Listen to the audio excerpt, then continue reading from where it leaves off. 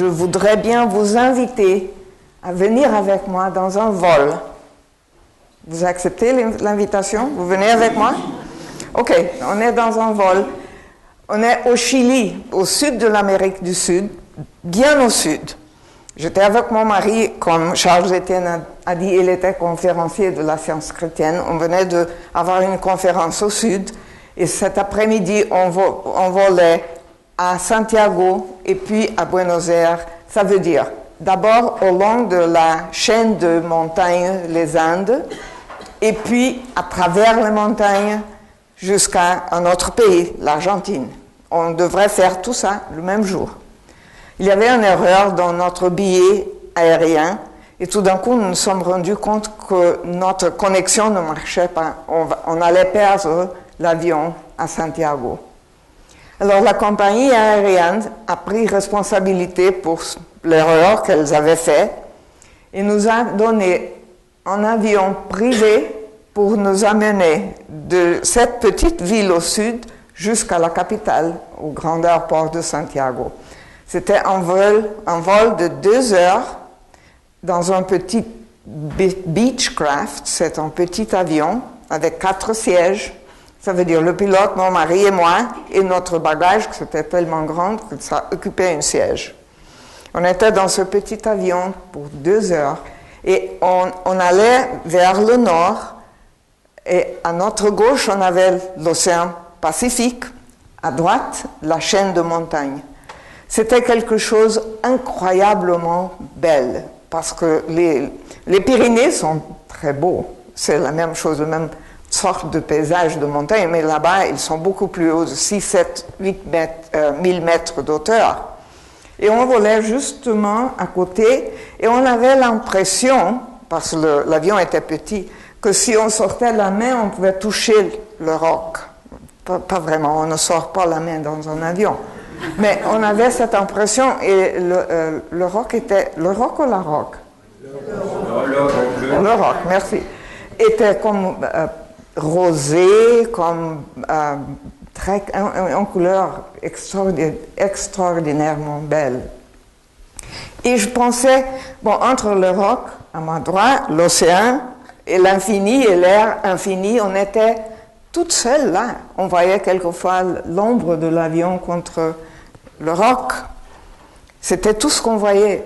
Et je pensais, est-ce que nous sommes toutes seules? Qu'est-ce qu'il y a dans cette infinité que je vois devant moi? Est-ce que cette infinité est pleine? Elle est occupée? Elle est vide? On a l'impression, si nous sommes les seuls êtres vivants, que le reste est vide. Est-ce que cet espace infini est vide? Et tout de suite, j'ai pensé, non, elle ne peut pas être vide. Elle est déjà remplie avec quelque chose. Elle est remplie avec l'intelligence de l'univers. Ça veut dire l'entendement divin, ça veut dire Dieu. Dieu remplit tout l'espace. Il n'y a pas d'espace vide. Ça m'a donné un réconfort de penser, oh, c'est merveilleux de penser que Dieu est partout. Il remplit tout l'univers.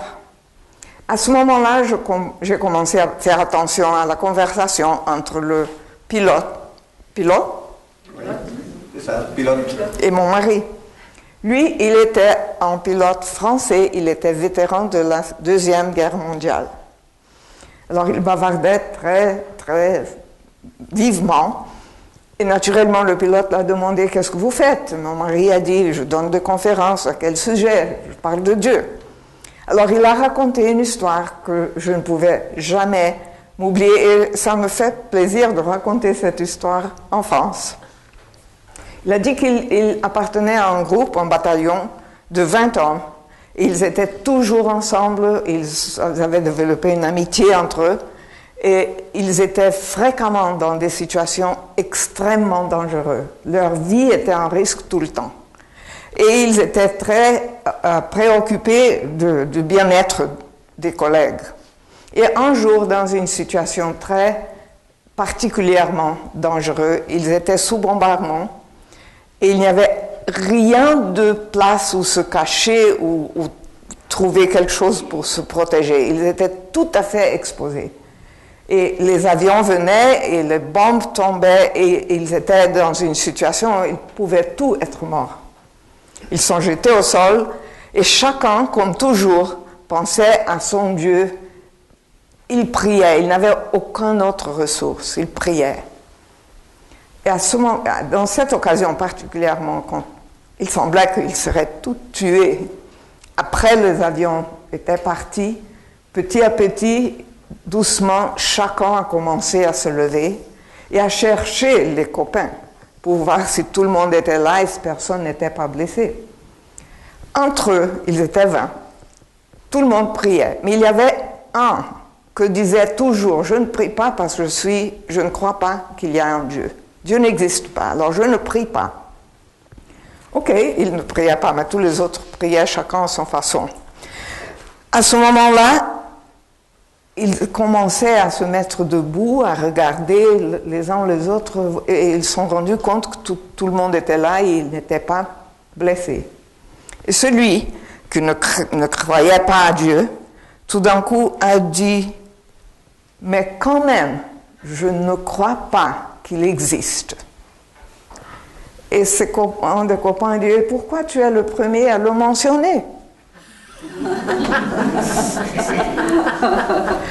Alors, quand même, le corps de l'athée commençait à se réchauffer vers Dieu.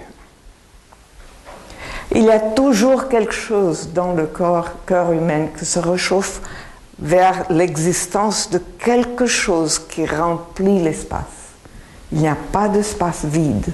Et à ce moment-là, je pensais qu'il n'y a pas d'espace vide et cette conversation venait et ce pauvre homme avait vraiment pensé à Dieu. Il était le premier qui avait pensé à Dieu dans le moment de danger. Dans la Bible, le livre de Jérémie, le prophète Jérémie, il y a 2 petites lignes qui confirment ce que on pense, qu'il n'y a pas d'espace vide. Quand le prophète, pensant à Dieu, dit « Ne remplis-je pas, moi, les cieux et la terre, dit l'Éternel ?» Alors il y a une conscience qui remplit le ciel et la terre. Il n'y a pas d'espace vide. On ne peut pas vider l'univers. On ne peut pas épuiser l'univers parce qu'il est déjà rempli avec la vie, avec Dieu. Dieu connaît son univers, il remplit son univers et l'univers de Dieu est rempli intelligemment. Dieu est l'entendement intelligent qui remplit l'univers. Il est suprême et il est infini. Quand on pense au mot suprême et infini, je pense toujours quelque chose d'infini, ça veut dire qu'il va n'importe où. Le plus loin qu'on peut imaginer, il est encore là. Le plus prochain qu'on peut imaginer, il est encore là. Vous êtes d'accord avec moi? Ok. Alors, s'il est infini, et s'il n'y a pas d'espace où il n'est pas, naturellement, il est suprême, n'est-ce pas? Suprême, ça veut dire qu'il a contrôle sur tout. Parce que cet infini, c'est suprême. Il ne peut pas être divisé dans morceaux, dans parties. Parce que s'il est divisé, il peut-être serait en conflit ou contre soi-même. Mais s'il est infini, il remplit tout l'espace. Il est suprême, il n'est pas contre soi-même. Il n'y a pas de conflit dans cette infinité de Dieu. Il n'y a pas de contradiction dans cette loi infinie de Dieu. C'est bien de commencer à penser à ça, parce que tout le monde donne, mais il y a le pouvoir du mal, le mal peut faire ça, il y a de la maladie, il y a du conflit, il y a des guerres, etc. On peut partir d'un point de vue opposé et voir si Dieu, si l'entendement qui gouverne l'univers est suprême et est infini, on est d'accord avec ça? D'habitude, si on demande à quelqu'un où est Dieu, tout le monde répond quoi? Il est partout. Alors, il est infini, il est partout.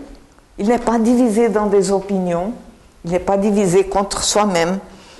Il n'y a pas de conflit, c'est un royaume de Dieu où il n'y a pas de conflit. Et où est le royaume de Dieu? Cette infinité, il est partout. Le royaume de Dieu n'est pas un endroit où il y a un roi. C'est de l'infinité gouvernée par l'intelligence divine.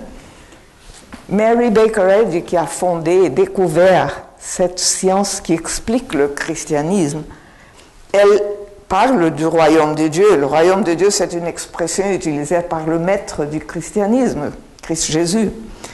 Et Mary Baker Eddy évoque ce sens du royaume de Dieu quand elle dit « royaume des cieux, le règne de l'harmonie en science divine, le royaume de l'entendement infaillible, éternel et omnipotent, l'atmosphère de l'esprit. » J'aime bien ces synonymes, le règne, le royaume,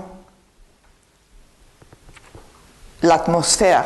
On dit qu'on est dans un endroit où l'atmosphère d'harmonie règne. On utilise ces mots, n'est-ce pas? Alors l'atmosphère qui remplit l'univers, c'est l'atmosphère de Dieu. C'est le règne, c'est le royaume, ce sont la même chose. On vit dans ce royaume, on vit dans cette atmosphère. Et cette atmosphère n'est pas envahie par rien d'autre. Et on respire l'atmosphère de Dieu. Vous voyez comment on peut utiliser ces idées quand on prie et appliquer ces idées à la santé, au bien-être, à l'abondance.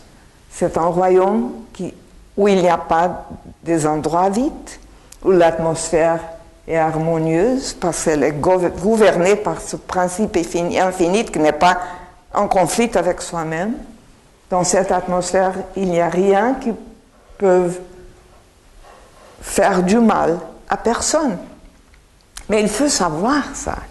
Quand on reconnaît cette vérité, c'est une façon de prier. On commence à reconnaître cette présence infinie. On commence à reconnaître qu'elle n'est pas en conflit, qu'elle remplit tout l'espace, qu'elle est harmonieuse. On respire cette atmosphère. C'est pas matériel, c'est ce qu'on pense. C'est pas un morceau de matière, c'est pas un morceau, une quantité de air, d'oxygène, c'est pas ça. C'est pas une loi basée dans des choses matérielles ou des substances matérielles. Au contraire, c'est une loi de l'entendement divin qu'on peut y penser, on peut en penser, on peut se rendre compte qu'elle est vraie. Moi-même, j'ai eu une occasion, dans la science chrétienne, on prie pour obtenir, pas pour obtenir, pour arriver à reconnaître que la santé est la loi de Dieu, l'harmonie est la loi de Dieu. On peut être sûr de ça. Et une fois, quand j'étais à l'université, j'ai eu une occasion, l'opportunité de faire ça, de prier comme j'avais appris dans la science chrétienne, à reconnaître que l'espace est rempli avec l'atmosphère de Dieu. Et cette atmosphère est harmonieuse. Je suis allée chez des amis pour un samedi le soir. Tous les étudiants, le samedi le soir, ils vont chez quelqu'un, ils ont une fête, une réunion. Et j'avais plusieurs collègues qui fumaient. Alors, pendant la réunion, je ressentis que mes yeux me faisaient du mal. Alors, quand je suis arrivée à la maison, j'avais les yeux très inflammés, irrités, ils étaient rouges, me faisaient beaucoup de mal. J'étais très malheureuse.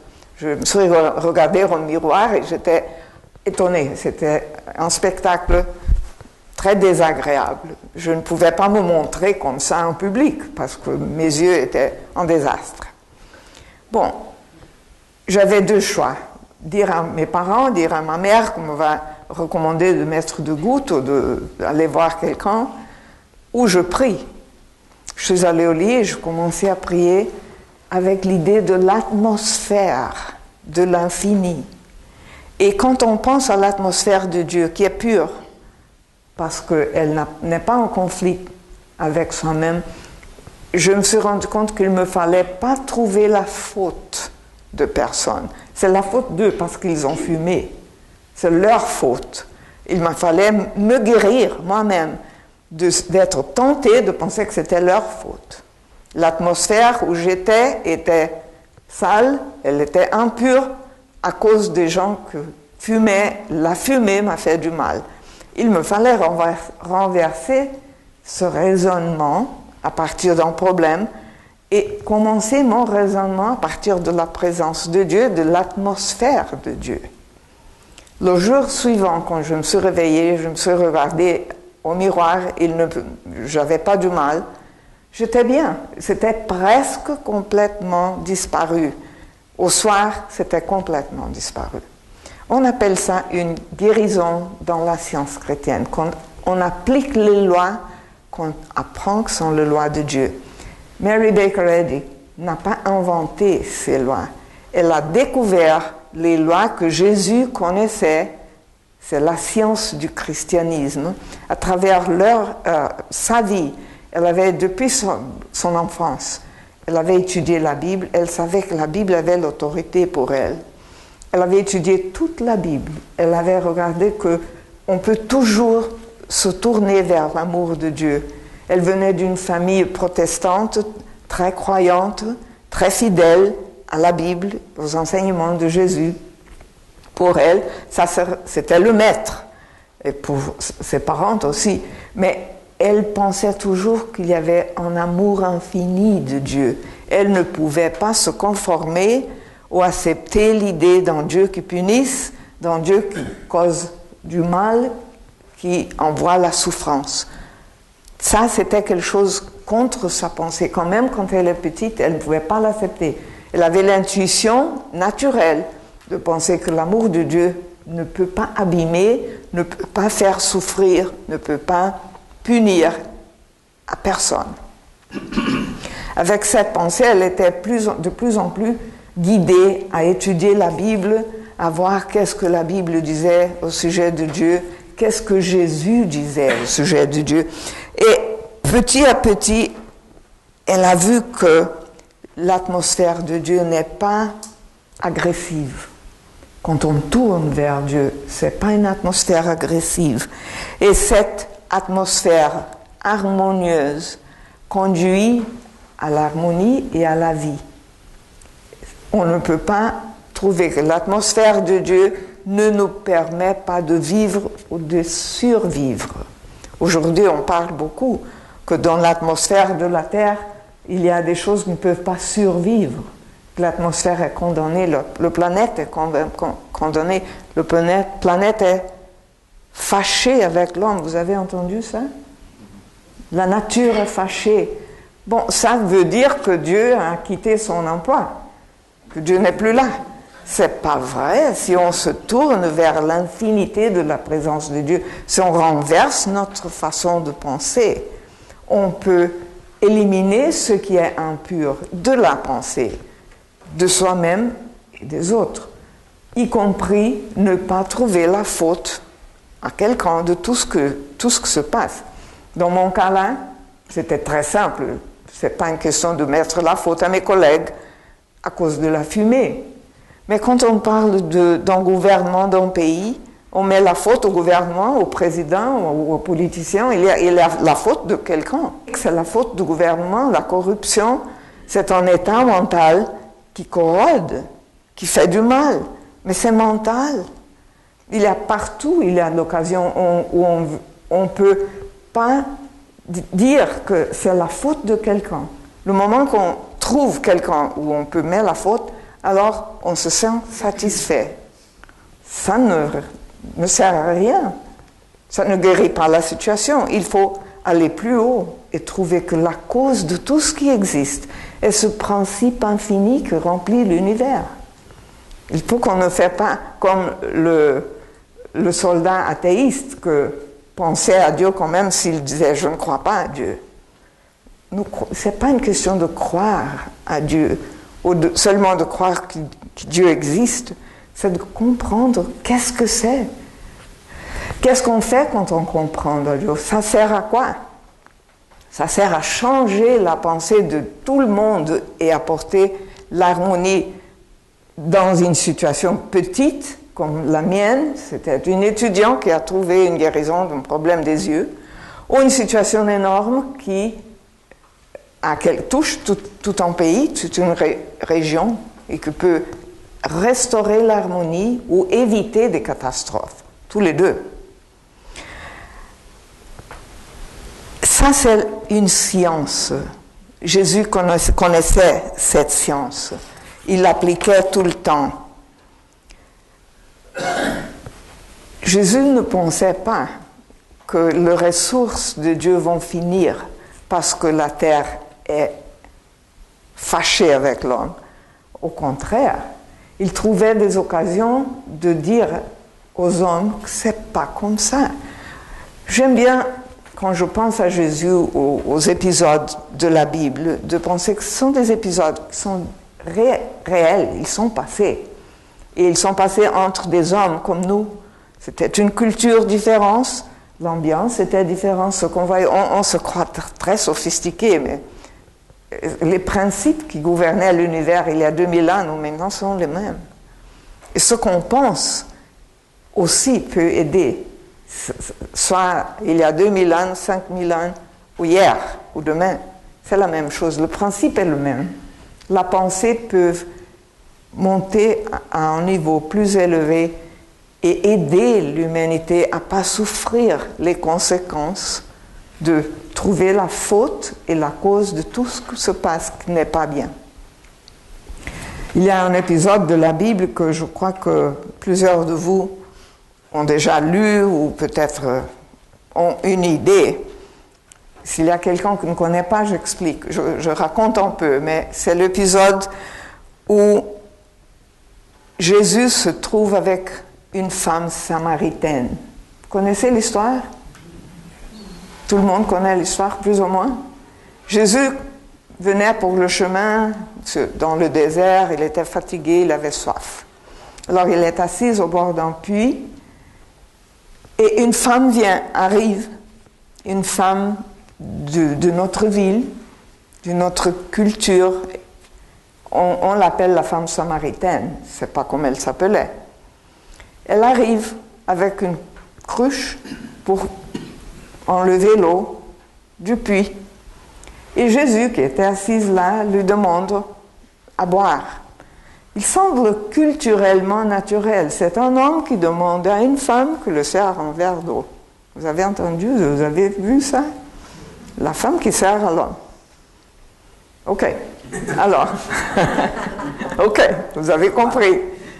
Alors, il est là, et la femme le regarde. Qu'est-ce qu'elle voit?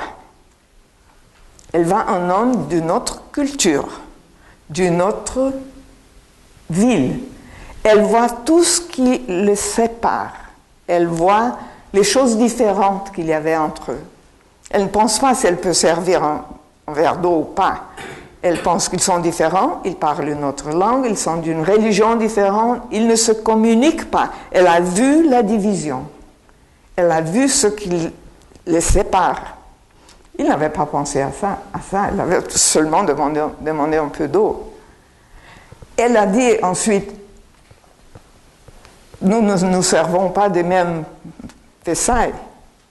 Non, on ne peut pas se communiquer. Il y avait un mur entre eux, selon la pensée de la femme. Alors Jésus prend le dialogue avec elle. Entre autres choses, il dit, « Si tu connaissais le don de Dieu, et qui est celui qui te dit, donne-moi à boire,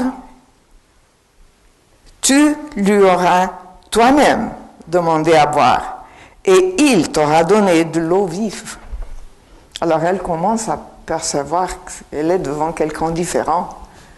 Alors les barrières commencent à tomber parce que ensuite il y a un dialogue. Elle bavarde avec lui. D'abord, on ne pouvait pas bavarder parce que nous sommes différents. Maintenant, elle parle avec lui.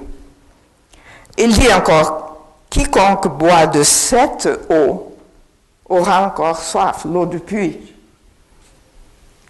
Mais celui qui boira l'eau que je lui donnerai n'aurait jamais soif. Et l'eau que je lui donnerai deviendra en lui-même une source d'eau qui jaillira jusque dans la vie éternelle. Alors, dans le monde d'aujourd'hui, est-ce que nous avons besoin d'une eau, d'une source qui ne va pas se finir? Nous sommes dans une situation dans le monde où on a peur qu'on n'aura pas plus de l'eau, ni de l'air, ni de l'oxygène, ni du pétrole. Tout se va épuiser et on ne va pas avoir de rien. où on va avoir moins. Aussi, une culture, un pays a beaucoup, il faut utiliser moins. C'est un raisonnement divisé. C'est un raisonnement des choses qui sont en petites parts, qui sont séparées. Est-ce que si on mange un plat très généreux, un bon repas, si on mangerait moins, ça veut dire que les gens de l'autre culture vont manger ce que nous n'avons pas mangé? Est-ce que ça va faire une différence? Non, pas du tout. Si on mange la moitié du plat, de notre plat, ça ne veut pas dire qu'en Afrique, quelqu'un va manger l'autre moitié.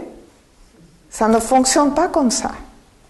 Mais si on se rend compte que le principe qui nous donne à manger ou à boire ne va pas se puiser, on aide les gens qui n'ont pas. Mais on aide avec la pensée. C'est pas quand on a moins qu'on va donner aux autres. C'est quand on pense que l'abondance est pour tout le monde. Soit d'énergie, soit de nourriture, soit d'eau, n'importe quoi. Jésus parlait d'eau. On parle aujourd'hui beaucoup d'accroissir, d'avoir plus. On veut plus de quelque chose. Il faut qu'on ait plus d'argent, plus d'eau, plus d'énergie, etc. Mary Baker Eddy, qui, comme je vous ai dit, elle a commencé à comprendre que Dieu est amour et que l'amour de Dieu se révèle, que l'amour de Dieu n'est pas réservé à un groupe spécifique des gens. Dieu n'a pas un peuple qu'il protège. Dieu est infini. Il remplit tout l'espace. Il n'y a pas un peuple ou un pays ou une région où cet infini n'est pas là, où Dieu n'est pas présent. L'intelligence de l'univers n'est pas présente. On ne peut pas penser que l'intelligence de l'univers est en Europe et en Amérique et le reste du monde n'en l'a pas. Ou que s'il veut ce qu'on a, on va perdre ce que nous avons.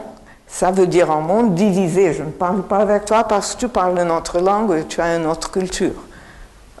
Il faut qu'on change de point de vue. Comme la femme, tout d'un coup, elle a commencé à parler avec Jésus et lui, il lui a donné quelque chose d'autre. En fait, si vous lisez jusqu'à la fin de cette histoire, la femme se rend compte que Jésus avait quelque chose de différent. Elle commence à se rendre compte qu'il était un prophète, qu'elle avait trouvé le Messie que son peuple attendait. Elle se rend compte de ça. Elle court en ville. Elle le laisse. Elle va aussi vite qu'elle peut en ville pour raconter aux hommes qu'elle avait trouvé le Messie. Vous connaissez cette partie de l'histoire. Elle oublie quelque chose derrière. Qu'est-ce qu'elle oublie? La cruche. Elle n'en a plus besoin. Bon, c'est la même chose. La séparation, ce qui divisait culturellement ou religieusement, les idées entre elle et Jésus n'existaient plus. Elle avait trouvé le Messie. Elle avait trouvé de l'eau qu'il avait à lui donner. Et nous aussi, il faut qu'on trouve la source de cette énergie, de cet amour qui nous nourrit, qui nous quitte la soif, qui est présente ici, il est présent en Afrique, il est présent de l'autre côté du monde. Et ce n'est pas pour nous priver de quelque chose qu'ils vont avoir de plus ou vice-versa. Ça ne marche pas comme ça. L'infini ne peut pas s'épuiser. Dieu se révèle lui-même. L'amour, seulement l'amour peut vouloir être connu. L'amour est un nom pour Dieu. Dieu est l'amour. L'amour se révèle. Il se donne à connaître. Il se fait connaître. Je pense beaucoup au mot « révéler ». Si on peut casser les mots dans le morceau, « révéler » veut dire enlever ce qui voile, n'est-ce pas? C'est vrai? Le mot « dérouler » veut dire la même chose. Ça enlève ou qui empêche de voir. Vrai? Découvrir veut dire la même chose, sans enlever ce qui couvre. On peut trouver plusieurs mots qui veulent dire plus ou moins la même chose. Ça veut dire qu'il y a quelque chose qu'on ne voit pas. Si on enlève ce qui couvre, on voit. Mary Baker Eddy a écrit une petite phrase à Science Santé que j'aime beaucoup, quand elle dit « La science chrétienne présente le déroulement, non l'accroissement. Elle manifeste non une croissance matérielle partant de la molécule pour aboutir à l'entendement, mais une communication de l'entendement divin à l'homme et à l'univers. » Elle ne dit pas seulement à l'homme et à l'univers. Alors, si on pense qu'on va être plus riche ou plus sûr de nous-mêmes, ou de notre richesse, ou de notre bien-être, qu'on commence à accumuler, on dit accumuler, des choses, ou de l'air, ou de l'eau, ou de ressources, on va avoir suffisant pour un certain temps. C'est pas comme ça. Parce que les ressources de Dieu sont dans l'infini. Ils sont mentales, ils sont spirituels. On peut penser aux ressources de Dieu, et si Dieu remplit tout l'infini, on ne peut pas épuiser l'infini. On ne peut pas épuiser l'entendement. On ne peut pas épuiser les ressources de Dieu. Alors, c'est quand on déroule cette connaissance qu'on voit que les ressources sont déjà là, ils sont inépuisables. C'est de l'eau que Jésus a dit qu'il avait à donner. Si on boit cette eau, on n'aura plus soif. Mais si on boit de l'eau du puits, le jour prochain, il faut rentrer au puits et enlever de l'eau encore une fois. Qu'est-ce qu'on va faire avec les ressources infinies de Dieu? On va les épuiser, un jour on ne l'a pas. La terre est fâchée. Non, ça c'est un concept humain limité. Si on a quelque chose et on met en contour, on fait un dessin sur le tableau, sur le papier, on met un contour dans le dessin. Qu'est-ce qu'on a fait avec le dessin? Qu'est-ce qu'on a mis là? Un limite. Tout ce qu'on peut penser qu'il y a une forme qui commence ici et finisse là, il y a une limite. Bon, on ne peut pas mettre de limite à la loi de Dieu. On ne peut même pas mettre de limite aux ressources de Dieu. Jésus savait ça. Et ce qu'il savait était une science, c'est pas du mysticisme. C'est pas quelque chose de mystérieux, c'est pas quelque chose que c'était OK au temps de Jésus parce que c'était lui. Non, il nous a montré que c'est valable aujourd'hui. Et c'est à nous d'y penser, d'avoir ça dans notre pensée sans peur. Combien de fois ça m'a passé plusieurs fois dans ma vie. J'avais des choses à payer, j'avais des comptes à payer. Alors je m'assise, je commence à faire des chèques. Et après que je payais tout, j'ai un très très peu d'argent. Mais après que je payais tout, je reçois un autre chèque. Ça arrive à tout le monde. Mais si vous ne payez pas votre compte, parce que vous avez peur qu'on va épuiser ce qu'il y a dans la compte bancaire, l'autre chèque n'arrive pas. C'est comme un robinet. Et le tuyau est plein de l'eau, n'est-ce pas? Et on ouvre le robinet et l'eau coule. Ça se renouvelle dans le tuyau. Plus de l'eau vient dans le tuyau et on peut ouvrir le robinet et s'en servir. Qu'est-ce qui se passe si on n'ouvre pas le robinet? L'eau dans le tuyau arrête là, elle ne se renouvelle pas. On n'a pas de plus parce qu'on n'a pas utilisé ce qu'on avait. On arrête. On ne peut pas arrêter mentalement, spirituellement. Il faut ouvrir le robinet des idées divines tout le temps parce qu'elles viennent. Elles sont déjà là. La source n'est pas épuisée. C'est à nous d'utiliser la source infinie ou penser que la source est un morceau de quelque chose ou qui est contenu dans quelque chose. Comme j'ai dit avant, Dieu se révèle lui-même. Pas dans un cas, dans un exemple, mais toujours. Dieu veut être connu.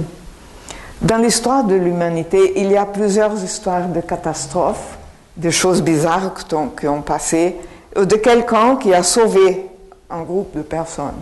On est dans notre histoire occidentale, on a l'histoire dans la Bible de Noé. Tout le monde connaît l'histoire de Noé. Il y avait un déluge, il y avait beaucoup de pluie et de l'eau, et l'humanité risquait d'être éteinte. C'est ça le mot que je voulais. Il y avait le danger que l'humanité allait être éteinte. La pensée d'un homme qui a vu l'amour, ce qu'il y a de bon dans le genre humain, a changé ça. C'était la pensée de Noé qui était un homme juste. La Bible dit que Noé est le premier homme juste de la Bible. Il avait de la rectitude. Cette pensée a sauvé l'humanité d'extinction. C'est la pire peur. La peur plus affreuse que l'humanité a, c'est de l'extinction. La seule chose qui peut s'extinguer, c'est la pensée erronée. Parce que la pensée de Dieu ne peut pas être épuisée. Elle ne va pas s'effacer.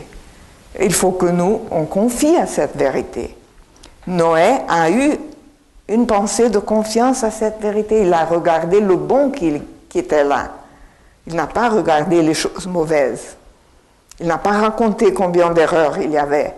Il a raconté le bien qui était déjà là, l'amour, l'intégrité, tout ce qu'il pouvait trouver qui existait. Il a trouvé ça, il a sauvé l'humanité. Est-ce que l'histoire du déluge est la seule histoire d'une grande pluie, d'une grande inondation qui a menacé l'humanité? Si vous regardez dans l'Internet et vous mettez le mot déluge, vous allez trouver qu'il y a dans plusieurs cultures, dans différents continents, il y a eu un déluge. J'ai trouvé ça dans les légendes de la culture sud-américaine.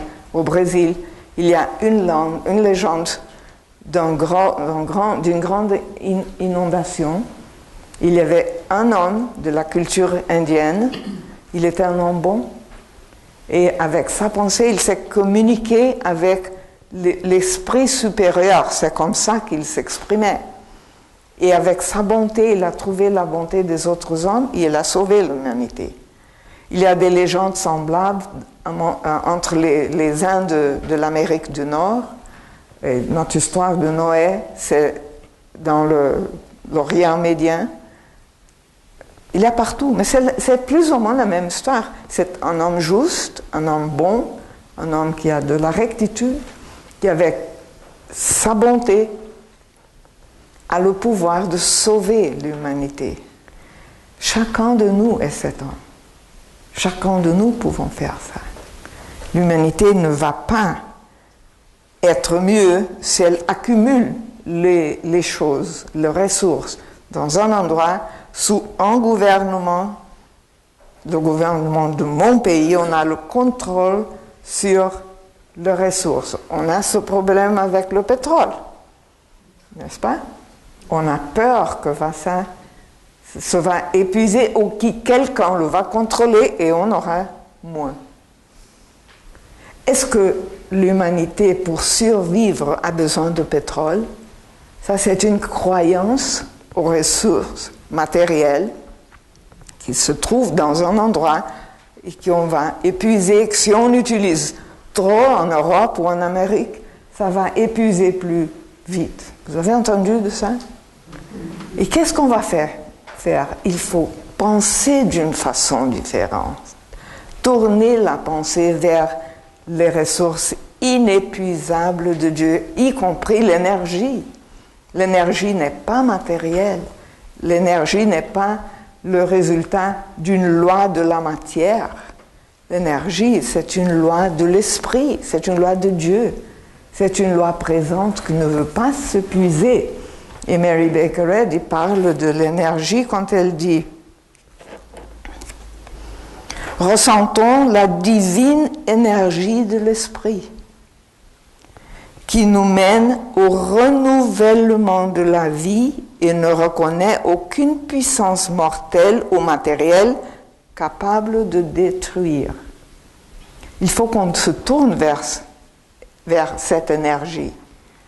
C'est une énergie divine de l'esprit. Ce n'est pas une énergie qui vient de la matière ou des lois matérielles. Elle est déjà là. Elle nous mène au renouvellement de la vie. Alors on peut penser qu'aujourd'hui, il semble qu'on a besoin de pétrole. Si ça s'épuise, on aura quelque autre chose qui nous va donner l'énergie. Parce que Dieu, on renouvelle la pensée au sujet de la vie. Et ça veut dire que l'énergie n'est pas matérielle. Ce qui semble matériel qu'on a besoin aujourd'hui, on aura toujours ce qu'on a besoin. Soit d'énergie, soit de nourriture. Ce qu'il faut changer seulement est la pensée, parce que la réalité de l'univers qui est remplie avec cette vérité qui est Dieu est intacte. La vérité, la révélation, le déroulement, le découvrement de toutes les choses sont déjà là. Ce sont des idées qu'il faut qu'on comprenne. C'est comme ça qu'on peut éviter une situation de crise. De crise. On pense toujours qu'on est dans une crise économique parce que quelque chose se va épuiser.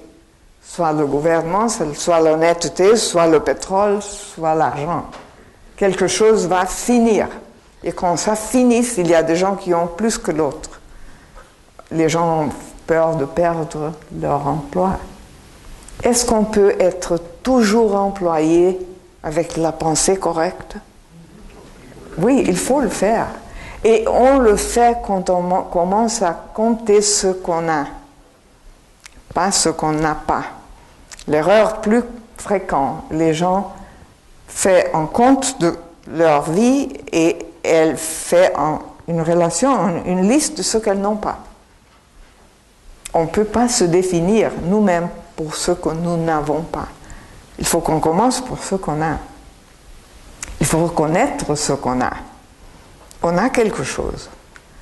Plusieurs fois, c'est ça que j'avais dit quand on paie ses comptes et on pense ce qu'on a déjà, on trouve qu'on a de plus. Mais si on trouve qu'on a épuisé tout, maintenant je n'en ai plus, on se trouve dans le manque. Ça s'applique à notre vie quotidienne, ça s'applique à notre vie dans l'hémisphère occidental où les gens dépendent d'un emploi, ça s'applique aux cultures anciennes où les gens dépendaient d'une pluie. C'est le même principe. Il semble que nous vivons dans une économie sophistiquée. C'est la même chose. On ne parle pas d'une grande faim dans le pays, mais on parle de la crise économique et les gens qui n'ont pas d'emploi. C'est la même chose. Mais quand on n'a pas une occupation qui apporte ce qu'on a besoin, qu'est-ce qu'on fait? Il faut raconter ce qu'on a. Il faut commencer par ce qu'on a. Si on a besoin de 1000, mais on a 10, il faut se rendre compte qu'on a 10. Pas qu'on n'a pas 900, n'importe quoi. Ça dépend comment on le reste. C'est une loi. Cette loi s'applique. Je connais une femme qui a conseillé un couple de jeunes, et ce monsieur jeune avait perdu son emploi. Alors, il a divisé son budget de la maison, pour lui, la femme et les enfants. On peut dispenser ça et ça et ça. C'était tout limité, tout très bien organisé, et il n'avait absolument rien de plus. Il avait suffisant seulement pour survivre. En mangeant un tout petit peu moins, on achetait moins de vêtements, moins de tout, alors ça, c'était une façon de survivre. Et la femme qui lui donnait de conseils économiques dit: qu'est-ce que vous avez pour donner comme charité? Non, rien, parce que nous avons seulement dans le limite ce que nous avons besoin. Elle a dit: il faut que chaque fois que vous allez à l'église, n'importe quelle église ce soit, vous mettez quelque chose pour l'église, parce qu'il faut penser toujours que nous avons un peu plus de ce qu'on a besoin. Ah, ça, c'était impossible de penser qu'ils avaient plus, parce qu'ils avaient moins de ce qu'ils avaient besoin. Il les fallait rétrécir dans toutes les situations de la vie. Elle dit: bon, ok, vous allez rétrécir dans toutes les situations, mais vous avez trouvé un tout petit peu pour donner, parce que vous avez plus de que vous avez besoin. Et dans très peu de temps, ils étaient tout à fait sortis de la difficulté. Alors, ça, c'était un exemple avec quelqu'un qui donnait des conseils économiques. Mais le principe qu'elle avait mentionné, c'est un principe qui existe dans l'univers pour tout le monde. C'est un principe divin. Et je connais une histoire semblable d'une scientiste chrétienne qui est allée en Amérique. Elle était jeune, elle est allée pour chercher un emploi et vivre en Amérique. Elle avait un peu d'argent et elle est arrivée, elle était anglaise. Elle est arrivée en Californie et a commencé à chercher d'emploi. Elle ne trouvait pas. Après plusieurs jours, elle était désespérée parce que ses ressources étaient moins et moins et moins. Elle avait moins d'argent et pas d'emploi encore. Elle louait une petite chambre chez quelqu'un et elle voyait le jour où elle n'avait plus l'argent pour payer le loyer de sa chambre. Alors elle a appelé un praticien de la science chrétienne. C'est quelqu'un qui nous aide avec la prière. Dans la science chrétienne, cette prière, c'est l'inverse de demander à Dieu de faire quelque chose. C'est la prière qui reconnaît ce que Dieu a déjà fait. Alors le praticien lui a demandé: combien d'argent tu as? Elle a dit: j'ai une somme. Et ça est suffisant pour combien de jours? Pour 4 jours. Dans 4 jours, je ne peux plus payer ma chambre. Il lui a dit: tu as plus que tu as besoin pour aujourd'hui. Elle a compris ça. Elle avait plus qu'elle avait besoin pour aujourd'hui, pour ce jour-là.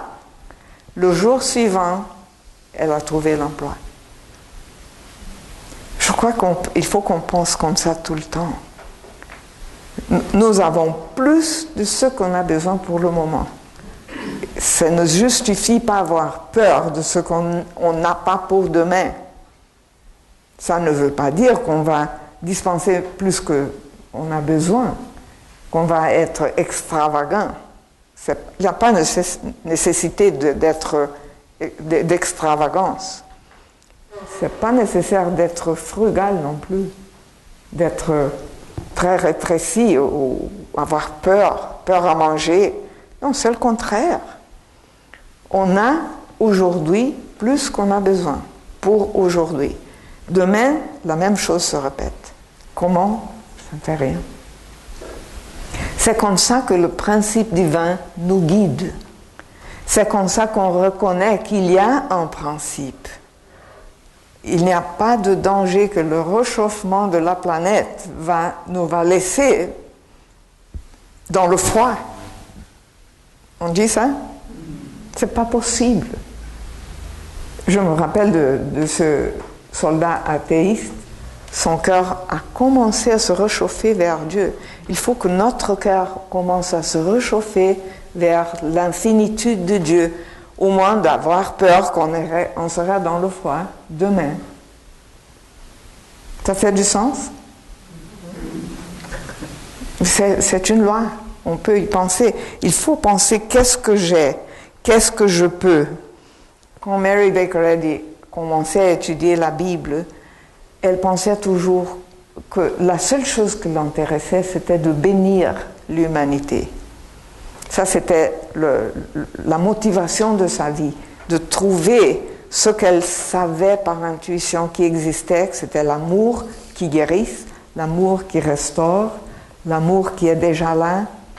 Elle savait que ça existait. Elle voulait connaître mieux, savoir comment on peut utiliser ça et comment elle pouvait donner cette connaissance à l'humanité. Elle n'a pas commencé son travail pour l'humanité parce qu'elle avait d'argent. Elle n'avait pas d'argent. Elle a commencé sans argent. Mais la vérité qu'elle savait, le pouvoir de guérison de la vérité qu'elle connaissait, lui a apporté les ressources. Et après ça, elle a fondé une église, elle a fondé plusieurs magasins, elle a fondé un journal. Le motif principal du journal qu'elle a fondé, c'était bénir toute l'humanité et ne pas faire du mal à personne. C'était ça le motto de son... La devise. La devise. La devise de son journal. Alors, elle savait ça. Elle a fait plusieurs choses pour bénir l'humanité quand elle a aidé le monde à changer la forme de pensée. Et le journal qu'elle a fondé, The Christian Science Monitor, qui est connu par tout le monde, il bénit. Quand on lit ce journal, on voit un point de vue qui aide la pensée. Alors, il faut faire ça.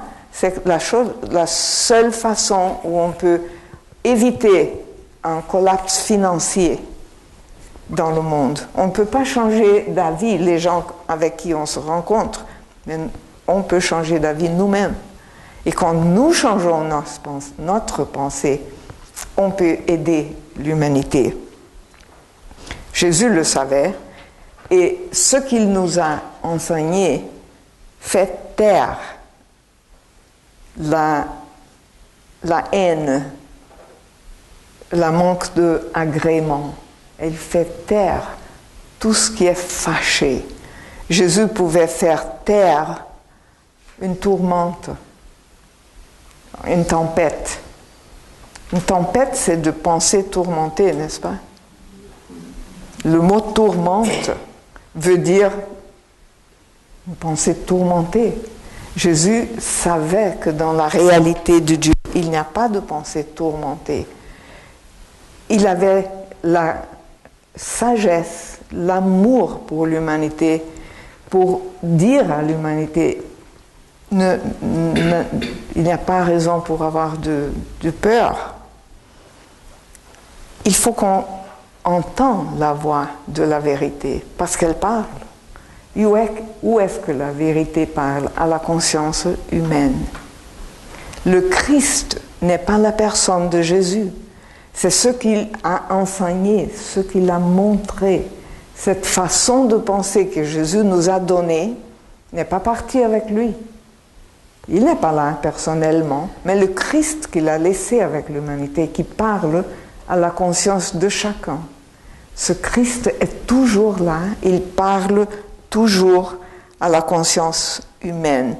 Et il dit toujours, il n'y a pas de raison pour avoir peur. De l'eau que je peux vous donner ne va pas s'épuiser. Et le mot eau est simplement symbolique de quelque chose qui ne s'épuise pas. On peut avoir confiance à ce fait. On peut toujours prier avec les idées de ce qu'on a, ce que Jésus savait tout le temps, ce que Mary Baker Eddy savait tout le temps. Il y a une histoire dans la vie de Mary Baker Eddy qui, c'est difficile à expliquer, mais ça révèle la nature de sa pensée qui était remplie du Christ. Elle habitait à un moment-là dans une grande maison de campagne à l'état de New Hampshire, c'était où elle était née, près d'une grande ville. Et dans cette maison de campagne, il y avait des gens qui venaient avec toutes les ressources pour la maison, de la nourriture, du lait, etc.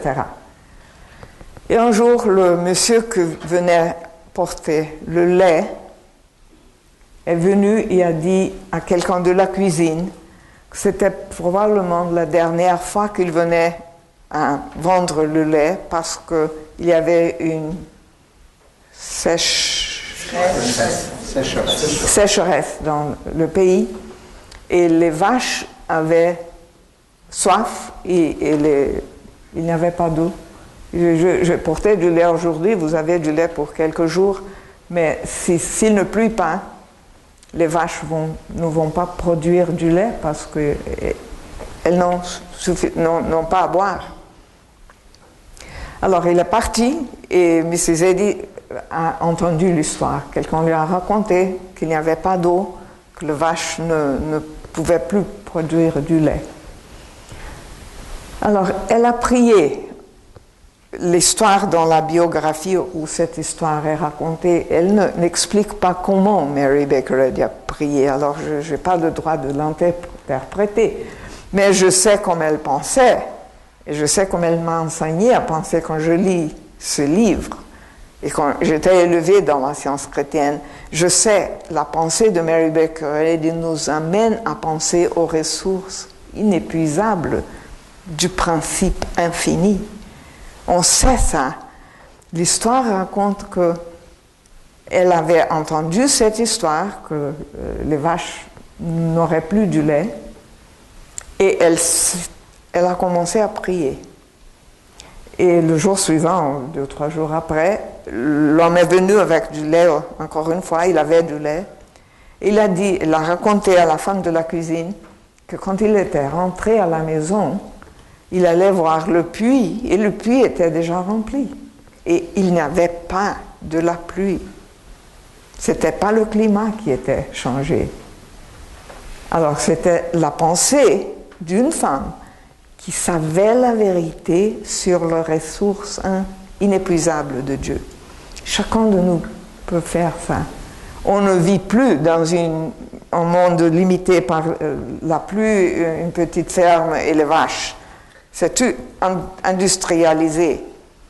Tout obéit au principe d'économie. Mais le principe de la vérité qui ne s'épuise pas est le même.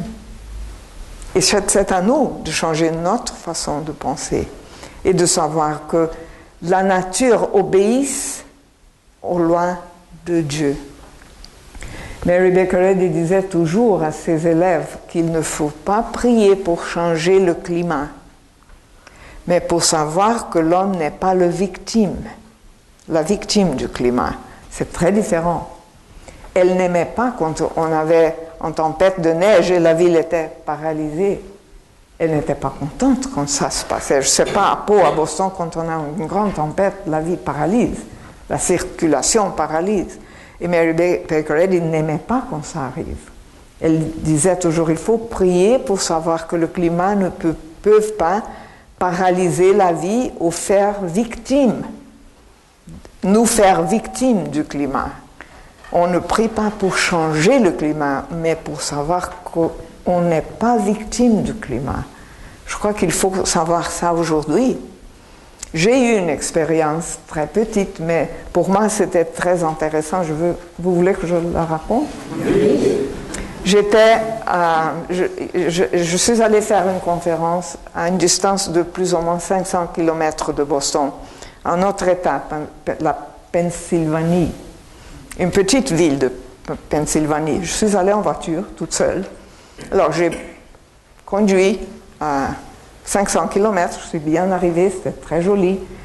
J'ai fait une réunion avec les membres. La conférence, c'était le samedi, l'après-midi. C'était le dimanche après-midi. Le samedi, j'ai eu une réunion avec eux. Et tous les nouvelles au sujet du climat, c'était qu'on aurait une grande tempête de neige et que la ville serait paralysée. Ça se disait le samedi au sujet du dimanche.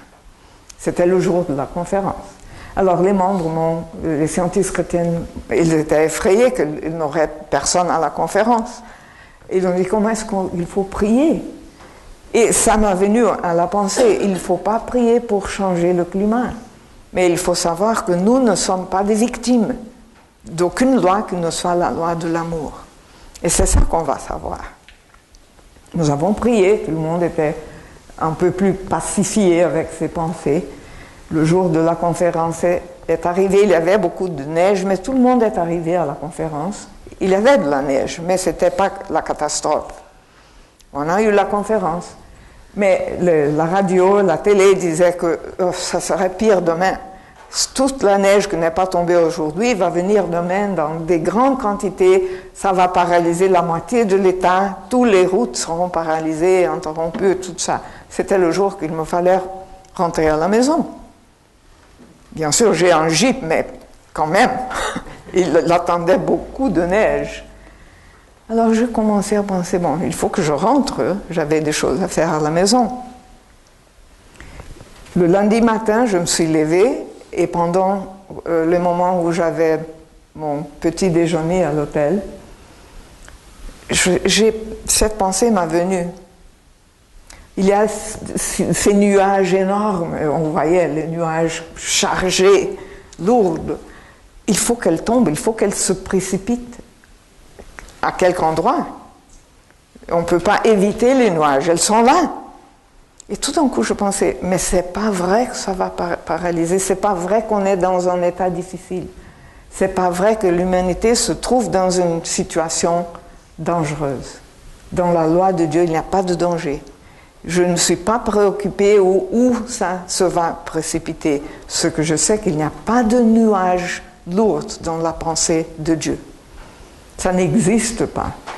Il n'y a rien qui peut empêcher la vie harmonieuse des enfants de Dieu. Alors mon cœur était léger. Je suis allée à la voiture, il y avait comme ça de neige sur la voiture. J'ai tout nettoyé et je suis partie.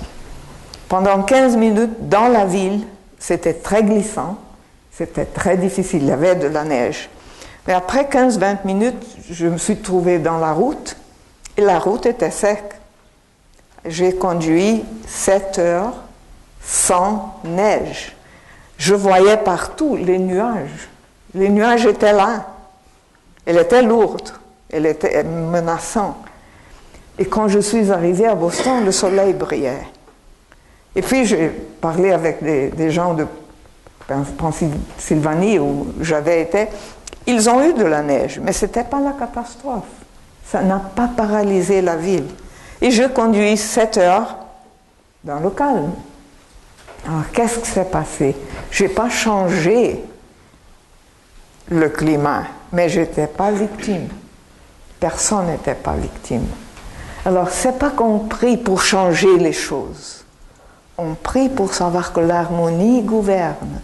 Le royaume, le règne, l'atmosphère du principe divin est là où vous trouvez. Il ne faut pas aller à quelque endroit pour trouver le royaume des cieux. Le royaume des cieux n'est pas là.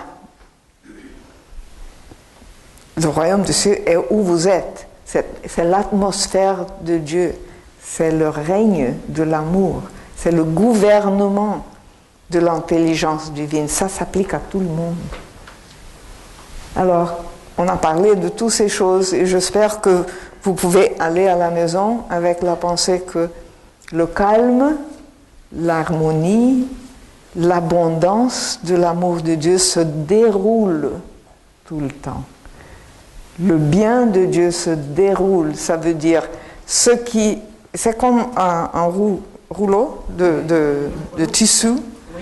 Qu'est-ce qu'on fait quand on déroule ça? On trouve l'imprimé très joli qui est déjà là qu'on ne voyait pas avant. On n'a pas créé l'imprimé. On n'a pas créé les couleurs. On a déroulé quelque chose de véritable. Avec la loi de Dieu, c'est la même chose. Ça se déroule parce que l'amour de Dieu est infini. Dieu se révèle lui-même. Dieu se déroule. Dieu se laisse découvrir. C'est ça que Mary Baker Eddy a découvert. Elle n'a pas inventé la loi de Dieu. Elle n'a pas inventé une forme de christianisme. Elle a découvert que le christianisme que Jésus nous a laissé, le Christ qui parle à la conscience humaine, n'est pas caché. Il n'est pas enveloppé dans quelque chose. Enveloppé veut dire... développer veut dire enlever ce qu'enveloppe. Ce sont des mots semblables. Le développement de la loi de Dieu ne veut pas dire que la loi de Dieu va grandir. Ça veut dire que la loi de Dieu sera visible on peut la trouver dans notre vie, dans notre santé, dans notre économie, dans notre emploi. Alors je vous invite à venir avec moi sur ce vol, on a parlé au commencement, ce vol qui nous amène au royaume, au gouvernement, l'atmosphère du principe divin, où tout est beauté, tout est harmonie, et on peut soulager la souffrance humaine pour dire il n'y a rien à craindre, l'amour de Dieu est déjà là. Alors je crois qu'il faut que je vous laisse aller à la maison. Merci beaucoup.